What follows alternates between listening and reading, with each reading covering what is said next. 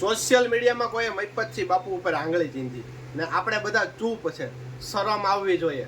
ઘડીક આંબાલાલ વિશે કોક બોલી જાય ને તોય આપણે બધા ચૂપ હોય. મહિપતસિંહ બાપુ વિશે આવ્યું. મહિપતસિંહ કોણ છે એ તમને બધાને ખબર છે. મેં ઘણા છોકરાને પૂછ્યું જૈનજીને, ભાઈ મહિપતસિંહના વિડીયો જોવા કે નથી જોતો?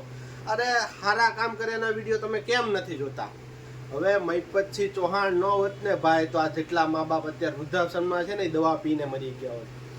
કેટલી દીકરીઓને એ પોતે જેના મા બાપ ન હોય, જેનો કોઈ ખર્ચો ઉઠાવે કે એમ ન હોય, એનો ખર્ચો એ પોતે એકલો ઉઠાવે છે.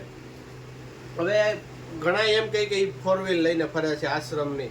અરે 4 વ્હીલ લઈ હેલિકોપ્ટર લેવાની જ મહિપતસિંહ બાપુ વાત કરે છે, બરોબર?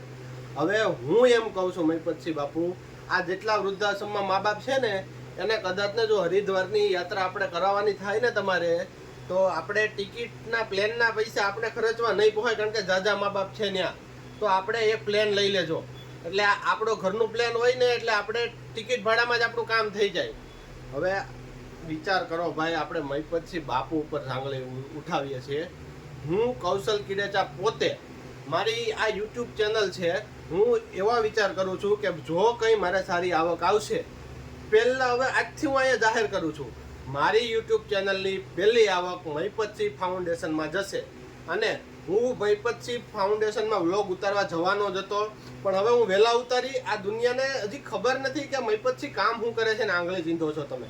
4 વ્હીલ લઈને કદાચ ને 10 4 વ્હીલ વાહે હોય ને તોય વાંધો નથી અમને.